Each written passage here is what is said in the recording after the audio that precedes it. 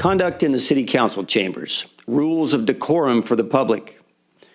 Members of the audience shall not engage in disorderly or boisterous conduct, including the utterance of loud, threatening, or abusive language, clapping, whistling, stamping of feet, or other acts which disturb, disrupt, impede, or otherwise render the orderly conduct of the city meeting infeasible. A member of the audience engaging in any such conduct shall, at the discretion of the presiding officer or a majority of the city council, be subject to ejection from the meeting per Government Code Section 54954.3C. Removal from the council chambers. Any person who commits the following acts in respect to a meeting of the city shall be removed from the council chambers per Government Code Section 54954.3C. A, disorderly, contemptuous, or insolent behavior towards the city council or any member thereof, tending to interrupt the due and orderly course of said meeting. A breach of peace, boisterous conduct, or violent disturbance tending to interrupt the due and orderly course of said meeting. Disobedience of any lawful order from the mayor, which shall include an order to be seated or to refrain from addressing the city council, and any other unlawful interference with the due and orderly course of said meeting. All right, everybody. Good evening. Welcome to the regularly scheduled meeting of the Taft City Council Successor Agency Joint Regular Meeting for Tuesday, December 7th, 2021. City of Taft Council meetings are being held in person with full capacity seating and are live streamed at www.youtube.com/user/City of Taft. Public comment can be made in person and also can be received per the following. Written comments may be dropped off in the drop box in front of City Hall. Comments may be emailed to the city clerk at ymayfield@cityoftaft.org. They may be made by phone to the city clerk's office at 661-763-1222. Public comments will be accepted up until 5 p.m. the day of the meeting. All comments received will be read into the record. We're going to begin this evening's meeting on the anniversary of a very special day. I was speaking with Emily, and they were telling me about the fact that this is the 80th anniversary of Pearl Harbor Day, and we will celebrate and give our thanks for that. So Emily, both of Oil Tech, are going to lead us in the flag salute, followed by the invocation from Michael Cheramonte. So if you will join us, please. Emily, you may step up to the podium.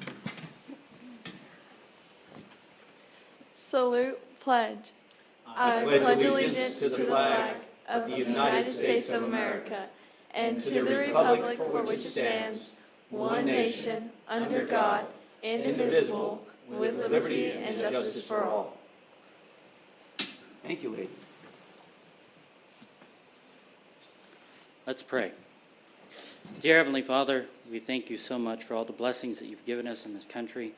We thank you, Father, for this time of celebration of Christmas and the birth of your Son, Jesus Christ, and all that he has done for us. We ask you, Father, to bless this city government, bless this meeting, let your will be done in it. Help everyone here to be wise stewards with this particular city, and help us to make wise decisions. In Jesus' holy name we pray. Amen. Amen. Amen. Amen. Thank you very much, Mike. No problem.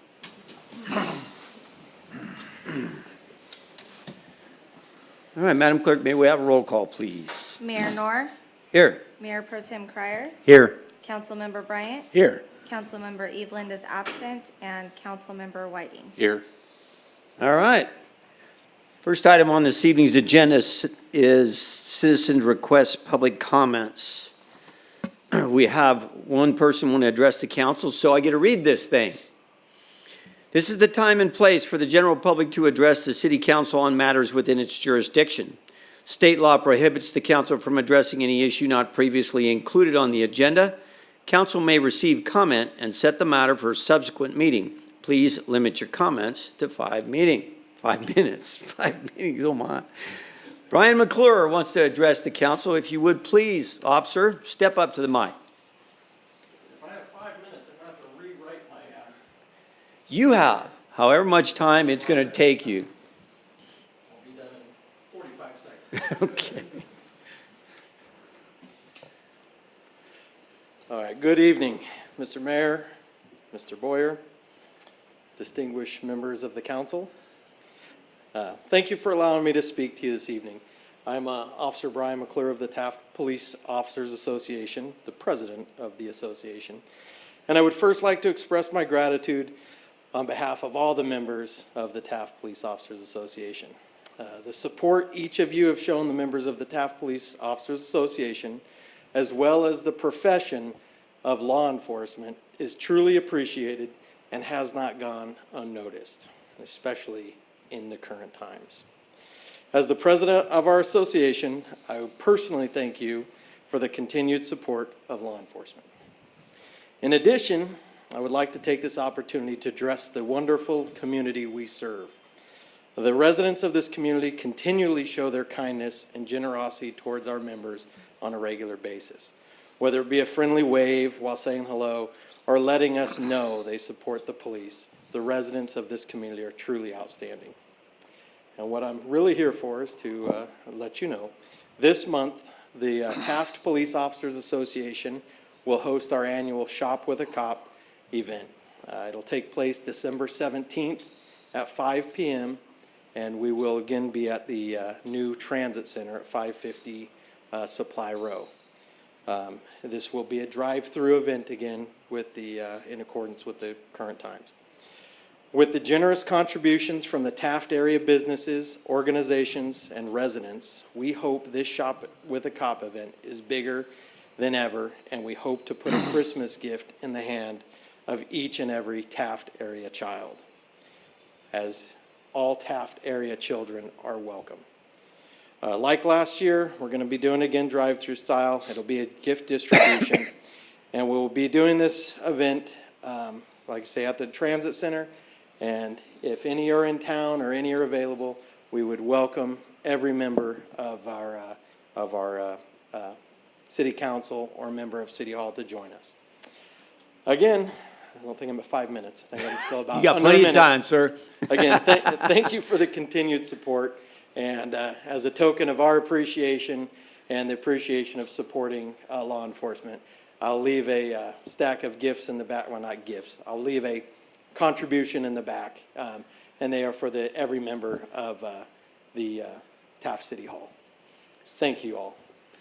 Thank you very much, Brian, for coming before us. And I know I speak for the entire council when I say we offer our support and our gratitude because God knows you people have earned it. Well, thank you very much. Thank you very much. You guys are easy there. I had Whiting over there watching my. Yeah, there's always a tough cookie in the group. Absolutely. I'll leave us some flyers here with Mr. Boyer, okay, for the shop. All right. Thanks again. Thank you, sir. Brian, I'd just like to say thank you for continuing to carry the torch. We've been doing it now for about, 28 years, 29 years? Pretty close. Since 92, so 29 years. 29 years. That is a whole bunch of gifts for a whole bunch of children. Yeah, we were talking about it the other day. It is a long time. Everybody has taken the drive-through event. They love it, and we've been able to hit between 475, 500 kids, so we're hoping to up that to about 600 Wow. this year. So, but please come by and say hello if you're in the area. Fantastic. Be there. We'll make a point of it. Thank you. Thank you very much, sir. Thank you, Brian. All right. Next up, item number 2, council statements, non-action. Councilman Whiting, we'll begin with you, sir. Thank you, Mr. Mayor. Again, I'd just like to thank Officer McClure for coming by and talking about the Shop with a Cop program. We started this program back in '92 with the idea of helping some kids who otherwise would not have a good Christmas. Officers first donated all their own money, and then we went out and started soliciting donations, and pretty soon we got the public involved, we got the churches involved, the welfare department involved, and every year we culminated lists, and then we tried to help different families every year, starting way back in '92. In '91, we only had 4 kids at $100 each. And by the time I I left the program in 2018, we were at about 25 kids at $300 each, and we would encourage them to shop early, pre-shop it, so when they got there, they'd know exactly what they're shopping for the family. And so it kind of morphed out, pretty well. But there are a lot of needy families out there, and we would encourage the kids to shop for the whole family, and they would. A lot of good stories came out of there, but the one that I'm going to share with you is probably the most heartbreaking, not heartbreaking, but nice. In 2017, when we're having Shop with a Cop before, well, it was the last year that we had at Kmart. Had to be 2017, I think. And the K5 manager comes up to me and says, "Hey, Chief, just so you know, I was in your second ever Shop with a Cop. You sponsored me." He's a K5 manager. And that was pretty cool. So you don't know when you reach out like that who you're actually going to help and how that might come back someday, but I found out. And so good on them for doing that. And the same thing I have is I hope everybody had a really good Thanksgiving this year. I truly did. Not so much last year, but this year was actually much better. Good to spend time with the new family and the current family, and that was actually very good. And I hope all of you had a good Thanksgiving too. And that's all I have, Mr. Mayor. Thank you. All right, thank you very much, sir. Councilman Bryan. Thank you, Mr. Mayor. We haven't really met since the month of November had ended, and November is often associated with a time of thankfulness. And as I took time last week to kind of look back and think, all right, what am I thankful for? And those things are endless, but I know that there's a couple of things that I'm super thankful for that I know most of you folks in here and wherever you are in TV land are also thankful for. And the community of Taft is always an outstanding giver. We do for our own, for those within our midst, and that's something that I'm super thankful for. There's not a lot of other places that are like that, regardless of where you happen to be, California, Arizona, or anywhere else across the United States. I am thankful to live and work and have been growing up in the city of Taft and the surrounding area. I'm glad Officer McClure is here. He kind of stole the thunder of what I was going to talk about, because I wanted to say thank you to the TPOA for continuing the Shop with a Cop events, Toys for Taft, whatever they wanted to call it. Because that's something that's critical. As a kid, my family was, recipients of that. Whether it was myself or my younger brothers, that's an amazing thing. Because even as giving as the folks in the city of Taft are, there's folks who live among us who are as needy, or they may have fallen upon tough times currently. And I'm thankful that those folks pick up that torch outside of their normal job duties, outside of what they're required to do. They do that on their personal time. They give of themselves and not just when they're being paid to go out and serve the community. Those people are amazing. I thank you guys. And a couple other things. I wanted to mention the community Christmas tree. The people that made that thing happen, really was spearheaded by Ed Gaither and Donna Sherry Black. There was a number of folks who contributed. I know Mr. Mayor, Huddleston Crane helped set it. I believe Dowden Electrical helped run some of the electricity to it, and maybe, I hope I didn't misspeak there, the folks with Public Works, the city of Taft, and the taxpayers are giving to help bring that thing to life. But a big thank you to Ed, Sherry, and Don for really pushing that thing forward. As a reminder, for anybody that wants to take your kids out, I believe every night between approximately 5 and 7 p.m., they're having Christmas on the, what do they call that, Christmas on the plaza. There we go, that's what I'm looking for. Come down. Write a letter to Santa, bring the little ones. You can decorate ornaments and all that. And those are some more folks that I'm very, very thankful for. And just as a reminder, folks, there are a couple of really amazing choir concerts coming up at the high school. So the choir has a choir concert on the 9th at 7 p.m. They have some amazing singers, some great kids that really just give of themselves to perform in front of the community. I encourage folks to come down to the Taft High Auditorium and take that in. And then a week later, on the 16th, the band has their winter performance. And it's usually a fantastic time. They do some very classical music, but they also work in a little bit of their jazz band, and it's always an amazing, amazing thing. So I encourage folks to get out. I'm thankful to be here and thankful to represent the people of the city of Taft, and just thankful to be here in the city of Taft. So thank you, Mr. Mayor. All right, you bet. Thank you very much, sir. Mayor Pro Tem Cryer. Looking stronger, and you're getting your color back. Welcome back. Thank you. I'm glad to be here. I'm glad my health is coming back. I'm happy. Trust me, I'm very happy. Taft is a very unique city. And I keep saying it all the time, and you hear about it, and got great people here. Yeah, that's when I thank Ed Gaither. I remember when they first wanted to bring about the Christmas tree, thinking about bringing a live one, how we're going to do it. But then it ended up being another style of tree, and it's very beautiful. The lights on, lit it, and everything is very fantastic. And he's the same person that did an awful lot in American Legion, fix it all up and make it very presentable. And he's been a pillar of our town here, making things happen here, and I'm very happy with what he's doing on that. But enjoy our Christmas season. You know, just remember, it's what it's all about. It's about the birth of our Christ. And the three wise men came to bear the gift to the Christ child, when the three wise men. And just remember what the season is all about, not to forget it, because sometimes it gets so commercialized that you forget about it. And but just remember and be thankful for what we have, and thankful for the life that we do have, being here. And our life here on earth is just temporary. It's about how we make out of our life counts in our future.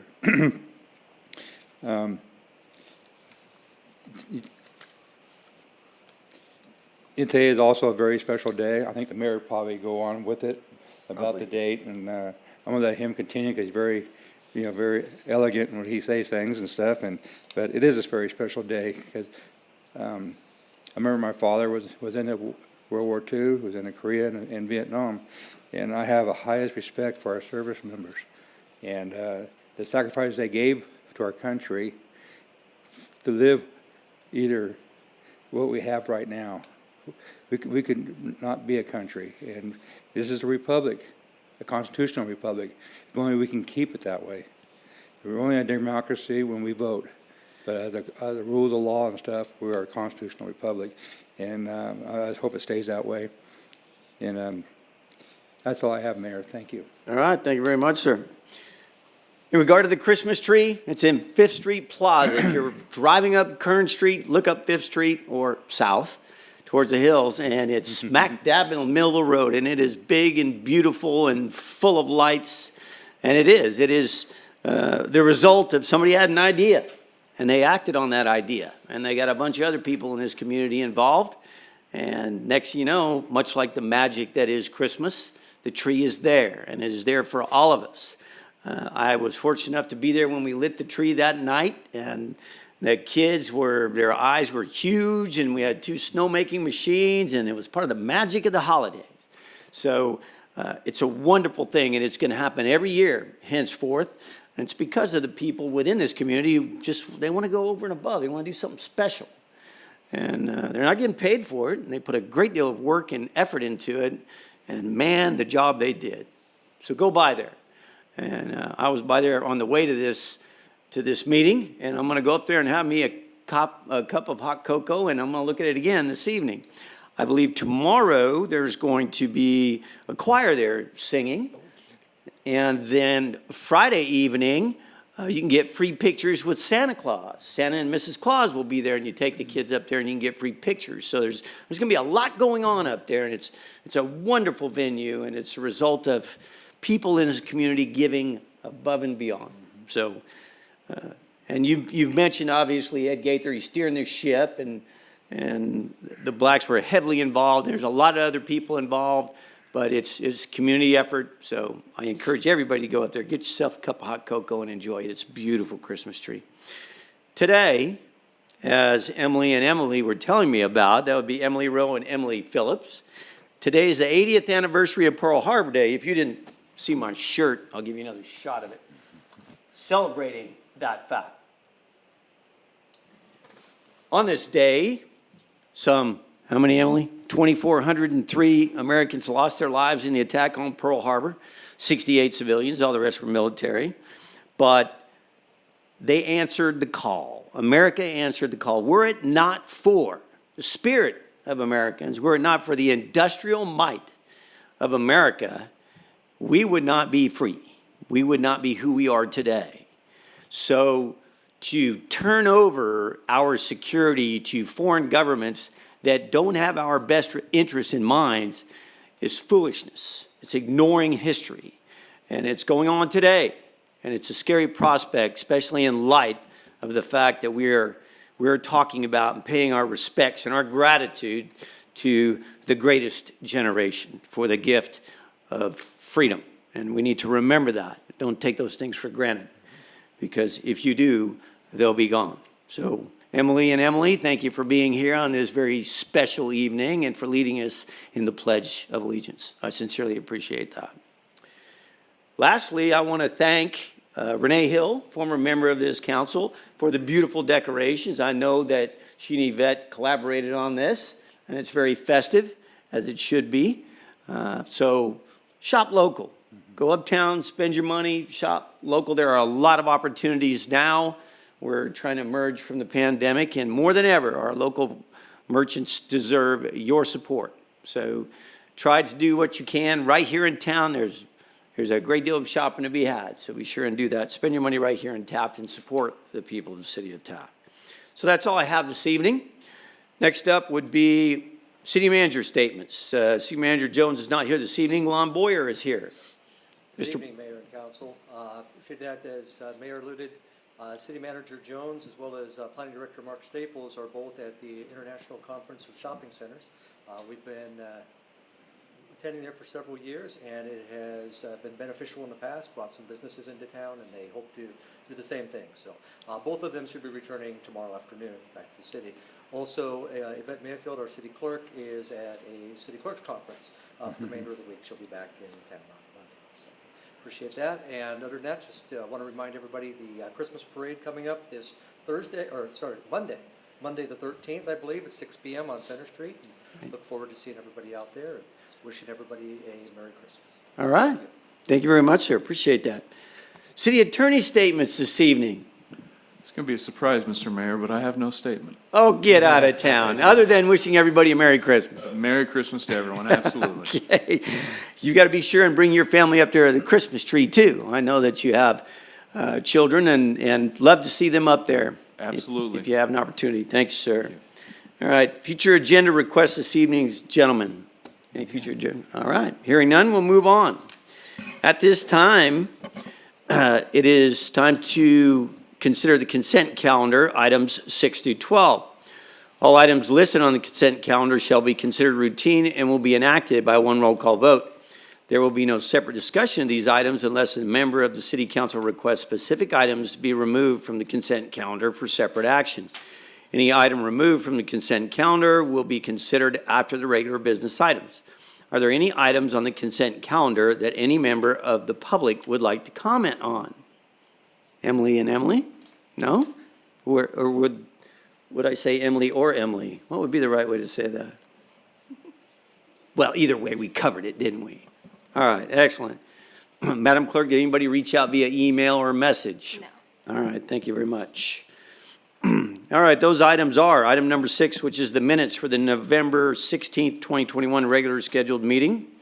The payment of bills, some $120,000 worth. The treasurer's report recommendation is to approve a motion to receive and file the treasurer's report for the month of October 2021.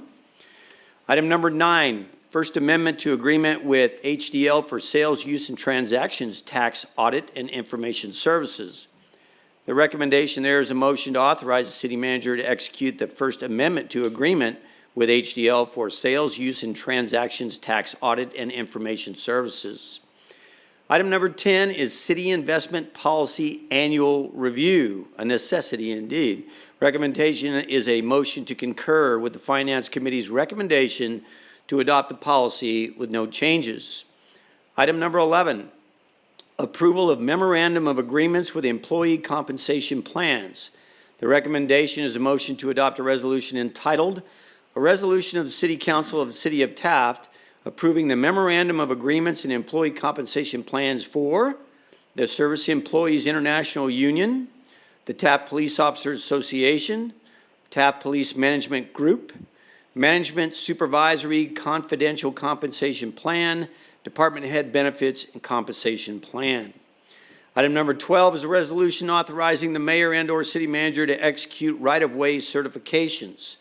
Recommendation is a motion to adopt a resolution entitled, "A Resolution of the City Council of the City of Taft authorizing the mayor and/or city manager to execute right-of-way certifications."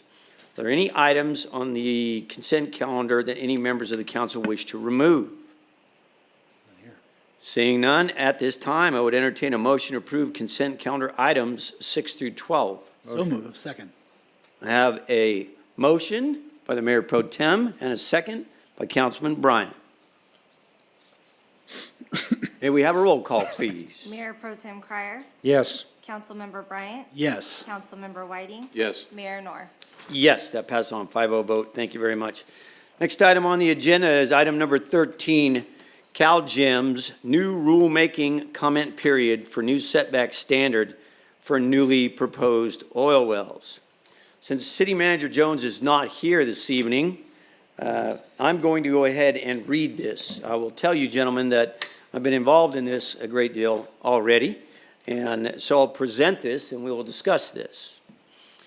All right, the agenda matter is CalGEM's new rulemaking comment period for new setback standard for newly proposed oil wells. Summary statement. On October 21st, 2021, the California Department of Conservation's Geological Energy Management Division, CalGEM, released for public comment a set of science-based health and safety draft regulations to protect communities and workers from the impacts of nearby oil and gas production operations. Public comments on the draft regulations are to be submitted to CalGEM by December the 21st, 2021, which provided for a 60-day review period. As of the writing of this report, 2 virtual public workshops on the draft public health regulations are scheduled for December the 1st and December the 9th. The initial summary of CalGEM's rulemaking draft regulations is that the agency will not approve any new wells for oil and gas activities that are within 3,200 feet of a sensitive receptor, such as any residence, school, daycare center, healthcare facility, hospital, retirement, nursing home, hospices, prisons, dormitories, or similar live-in housing. Along with that would be any building housing a business open for the public. This new 3,200-foot setback is being referred to as both a setback exclusion area and setback mitigation area. However, there are additional draft regulations that would require leak detection, a response plan, vapor venting prevention, baseline water sampling and testing, and other regulations far beyond the setback regulations. The attached draft response letter is requesting a 120-day extension to the response period for a new due date of April the 19th, 2022. Also attached is Kern County Planning and Natural Resources Department's comment letter dated November the 11th, 2021, requesting a similar extension on the public comment period. The recommended action for this, gentlemen, is to hold discussion on the draft regulations and give direction to staff to draft a final letter on behalf of the mayor and the city council members and authorize the mayor to sign on behalf of the full council. So in regard to this, I'm gonna hold this up so you can take a picture. This is a map of the city of Taft with an overlay of that 3,200-foot setback exclusion zone. When one thinks about that, any one point with a 3,200-foot radius creates an impact zone or a circle of over 1 mile wide. 1 mile wide, some 248 acres within that circle. And on top of the things they talk about are the requirements for additional sampling and response plans and all manner of costs and additional layers of government and oversight when Kern County has a countywide EIR that they spend a great deal of time and money on that is in place right now. One of the requirements that I read in this document, and it's a very long read, is that at the fence, so to speak, around whatever facility or pumping unit, they need to have monitors. One of the monitors would be for methane gas. One of the monitors would be for hydrogen sulfide gas. Now, hydrogen sulfide is a gas that comes from many different activities, not just oil and gas activities. It could be paper pulp. It could be any biodegradable resource, like perhaps when they finally start gathering up green waste and turn it into mulch.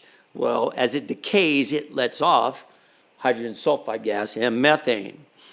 Well, the time-weighted permissible exposure limit for hydrogen sulfide gas based on OSHA. There's Cal OSHA and Fed OSHA. Basically what that means is how much hydrogen sulfide can I be exposed to during the course of an 8-hour workday? And that would be at 5 parts per million. You can work all day long, every day, no problem. At 10 parts, they want to alarm you. Fed OSHA says at 20 parts per million.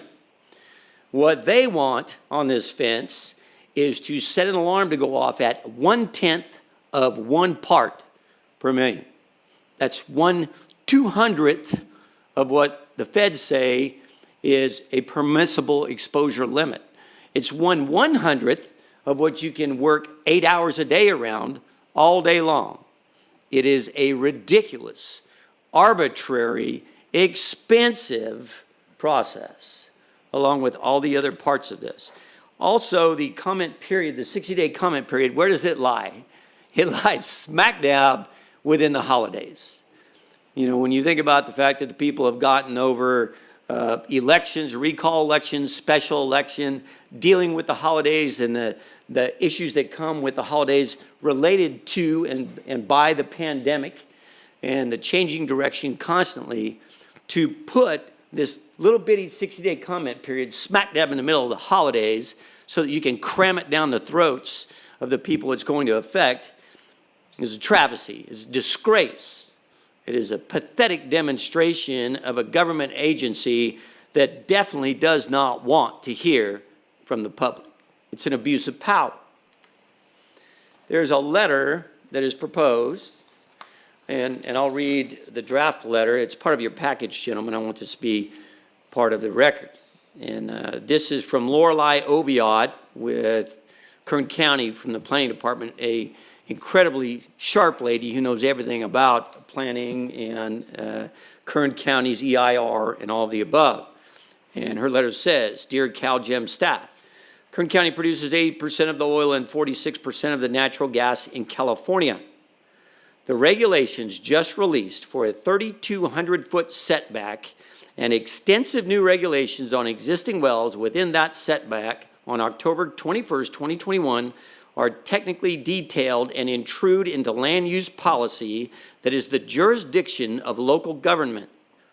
In order to provide the recommendations and alternative proposal your notice welcomes, we ask for an extension of the comment period for 120 days to at least April the 19th, 2022, signed by Lorelei Oviatt.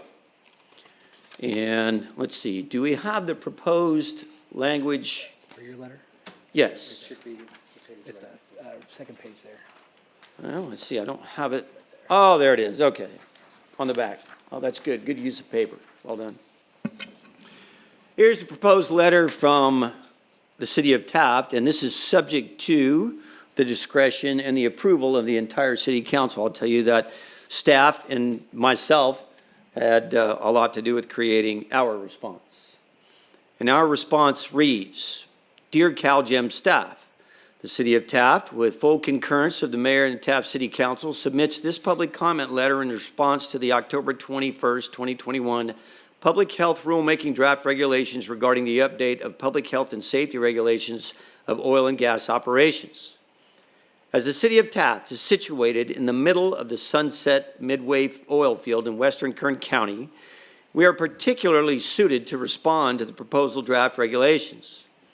However, the short 60-day response period due December 21st, 2021, provides insufficient time for city staff to review the proposed regulation changes, hold sufficient public meetings to receive local input, and produce a thorough response with recommendations and alternatives.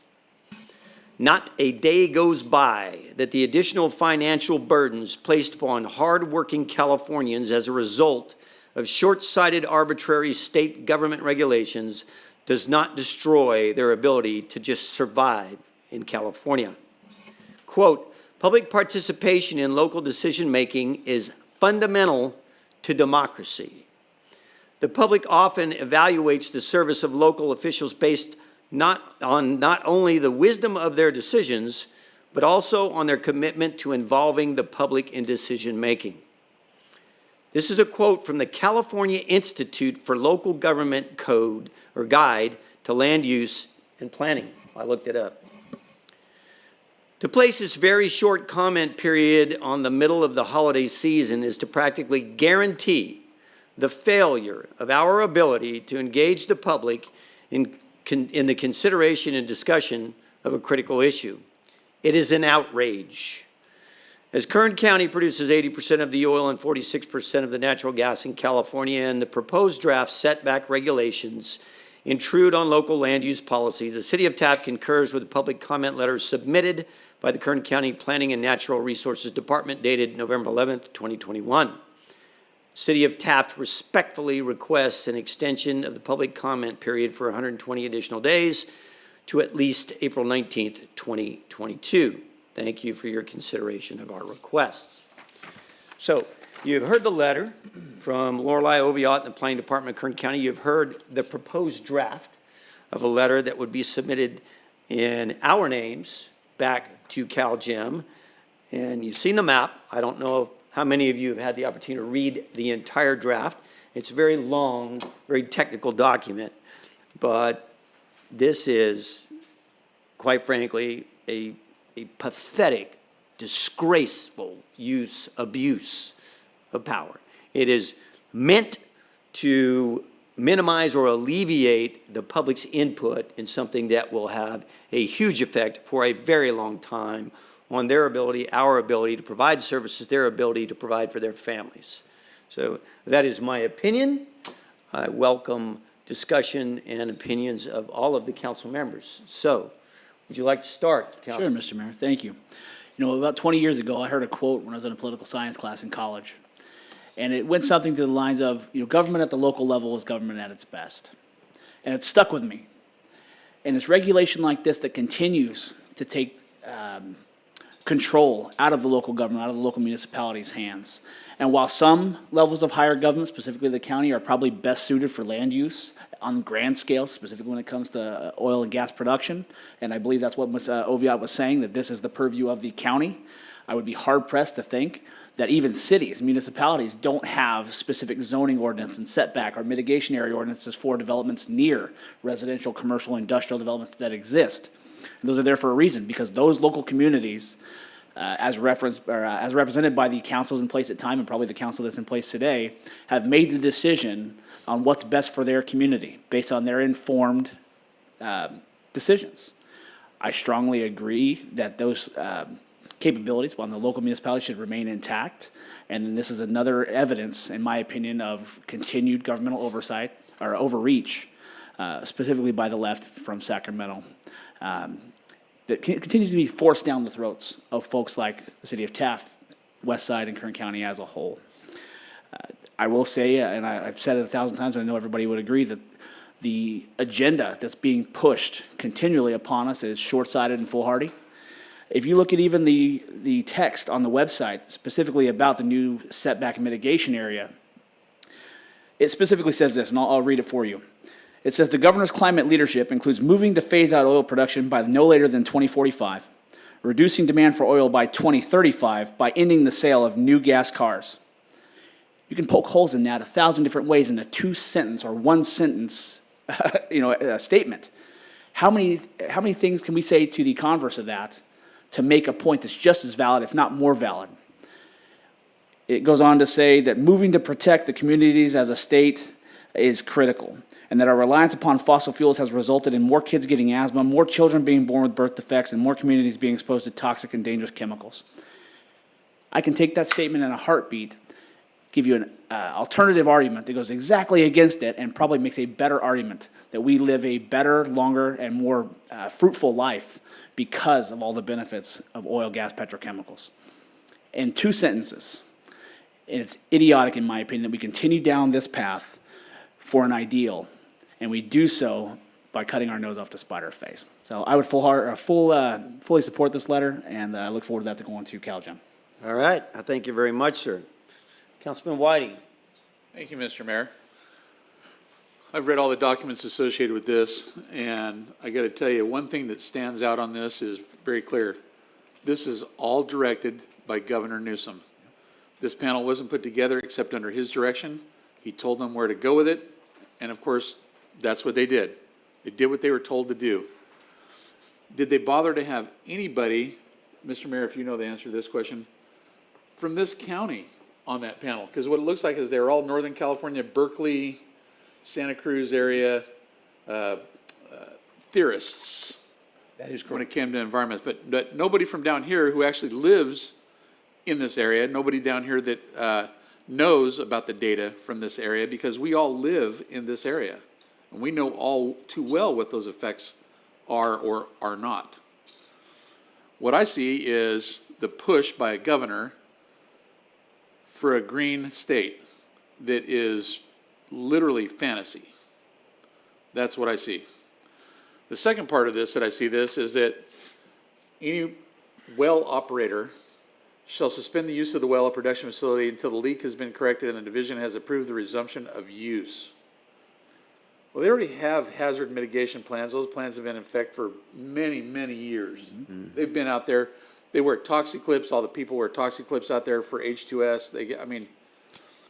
We're way ahead of almost any other country when it comes to protecting our employees, our businesses, our people, in the form of cleanup and detection. For those of you who don't even notice this, several times a day you'll see airplanes above the west side. And they're not out there flying around because they want to. They're out there looking for leaks. They're out there looking to make sure that the steam lines and the oil lines are okay, that there is no leaks, there is no atmospheric detection. That's what they're out there doing. And they've been doing it since before I got here in 1985. The cost of them ensuring that every well operator will now have a response, an emergency response, not just a little response, an emergency response to this for a leak that's detected that's far below the federal standards is ridiculous, and it's expensive. To me, this is a clear, it's clear they're trying to shut down the oil and gas industry. And they're going to do it because they're going to claim it's for the health and safety of the people, when in fact the health and safety of the people are not in need of it. We've all lived out here for years. We don't have higher rates than anybody else. So that's all I have, Mr. Mayor. I think this is ridiculous. I like your letter. The draft, as far as I'm concerned, is right on the money and says exactly what it needs. And they need to put the plan back to 120 days, not this 60-day stuff over the holidays. That's ridiculous. It's also seems to me to be irresponsible and illegal. All right. That's just my thoughts. I thank you very much, sir. Appreciate that. Mayor Pro Tem Cryer. Thank you, Mayor. I have to concur with Councilman Whiting on his statements there. What's the end result the government's trying to do? They pass so many rules and regulations to bear on the oil industry. We come from an exporter of oil to an importer of oil. Our fuel prices is going up all over the nation from the administration we have in Washington, D.C. And just in a few months, everything's going up. And when cost of energy goes up, it doesn't affect our gas, to us personally, as individuals. It affects transportation for our food, our lumber, the cost of doing energy to produce the lumber, to cut the lumber. It affects every facet that we do in life. It affects when you have a shortage of fuel. And it's not going to stop there. It's going to go higher and higher. They want us to go ahead and bear down on electric cars and stuff. It takes electricity. How long does it take I did some research on electric cars. They go down to 20%. You can't fill them past 80% capacity when you regenerate them, and they base it on how on the whole thing, on not counting what they call the 60% to actually, or 70% you actually get on it. But it costs. How do you produce electricity? They're going to ban all the fossil fuels, so the only ones left is just wind energy, solar energy, and water, from the dams and stuff, hydro energy. And that all, our state is, it might be shrinking now. Everybody's leaving California. Can't blame them for that. I'll probably be right behind them. But everybody's leaving. But it takes a lot of energy to do the cars and re-energize them. And we're talking about blackouts and rolling blackouts now. Wait in the future when we have our summers come, there will not be enough power to run them cars or all other things they're trying to do in the trucking industry, trying to make them all electric. There's just not enough power to do it. It's not capable. So we're going to see who's going to pay for it? The consumers, because the price is going to go up higher because of supply and demand. You're going to see a higher cost on everything going up. I think there's ulterior motive to what they're trying to do in California, and our government is trying to do in Sacramento, is that they're just trying to destroy our industry, making it, well, heck, I'm getting tired of this thing, fighting this deal. I'm going to go ahead and sell out or close my wells down or whatever. There's an end result, but all I'm doing, I'm speculating a little bit about it, but in like a lot of us are thinking, what in the hell are they doing?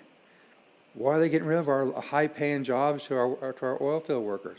Why are we have to make our California citizens pay all these extra costs? It's affecting the people who are on fixed income. They're supposed to be helping the poor, which I don't believe it. They're trying to use the poor to get their votes, but they're affecting everybody. Our food's going to go up higher.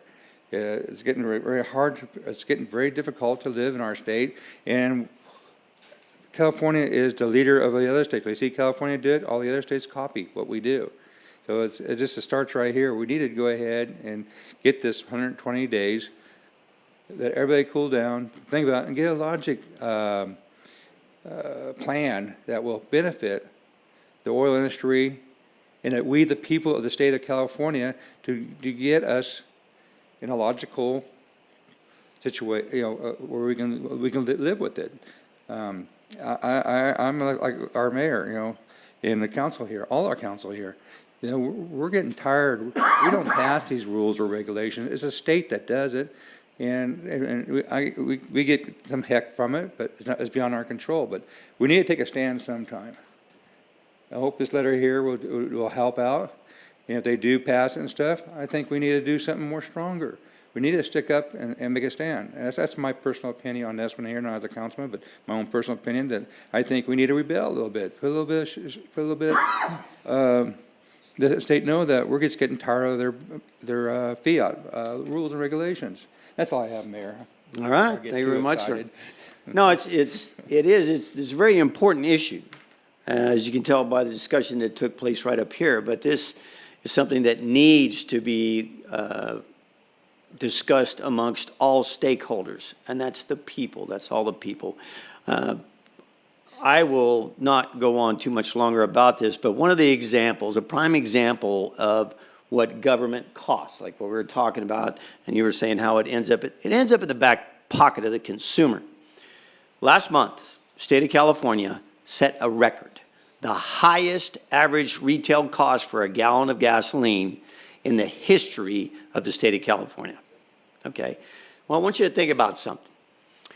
In July of 2008, the average cost of a barrel of oil was $132. And the price of gas was less than it is right now. But it was $132 for that barrel of oil. In October of 2012, average price for a barrel of oil was $103 a barrel. The price of gas was less than it is right now. Last month, when we broke that record, the average price of a barrel of oil for that month was $82 a barrel. And we set a record for the cost of a gallon of gas. How does that make sense? How was it then in 2008, when the dollar was worth less, and it was $132 a barrel, that gas cost less than it does now? In 2012, it was $103 a barrel. Gas costs less than it does right now. When we set the record, it was only $82 a barrel. Why is that? Should it not be that at $132 a barrel and gas was $4.68 a gallon, then at $82, shouldn't it be substantially cheaper? Because the last time it was $82 a barrel, it was $3.05. So why are we paying so much money? I'll tell you why. That is state government. That is rules, that is regulations, that is requirements coming from state government. That is fees, fines, and infrastructure required of the private sector by state government.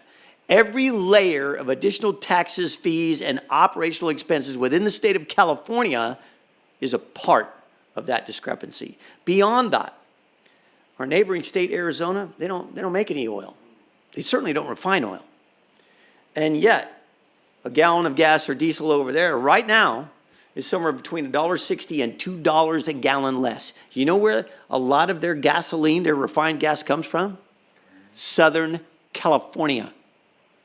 It's imported into California. It's refined in California. It goes into what they call the West Pipeline and is piped into Arizona where they can sell it for $2 a gallon less. Now, how in the world, if it's those doggone oil companies raping the consumer, can they sell it so much cheaper in the state of Arizona? Because the state of Arizona doesn't have California government. That's why.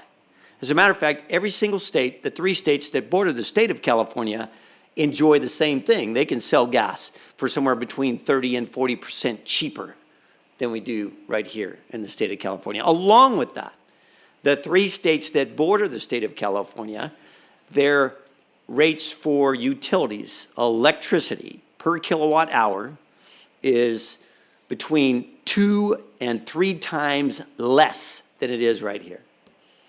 In Arizona, like right here, I think time of use, 32 cents a kilowatt hour. Arizona, 8.4 cents. They're right across the river in the same country. So when you talk about destroying the ability of people of limited means to provide for their families, to put food on their tables, that's what's doing it. But you know what it is? It's California's government, and it's the people responsible. It is Sacramento and the decision makers up there. So, not to beleaguer the point, because I can see Emily and Emily are ready to go, but we need to know, and the people need to have their opportunity to comment on this ridiculousness. Hence the need for the letter. So I appreciate the discussion. Gentlemen, it would appear then we have concurrence amongst the council to move forward with the letter as it is written. All right. I thank you very much. So we have direction. All right. That being the case, let's see, where's the rest of my paperwork? That is the end of the open session fund for this evening. So, open session portion of this meeting has ended. We're going to be going into closed session for one item, conference with labor negotiator Craig Jones, city manager, but Craig's not here, so we'll talk to Lon Boyer instead. Government Code Section 54957.6, all units. Thank you all for being a part of this meeting.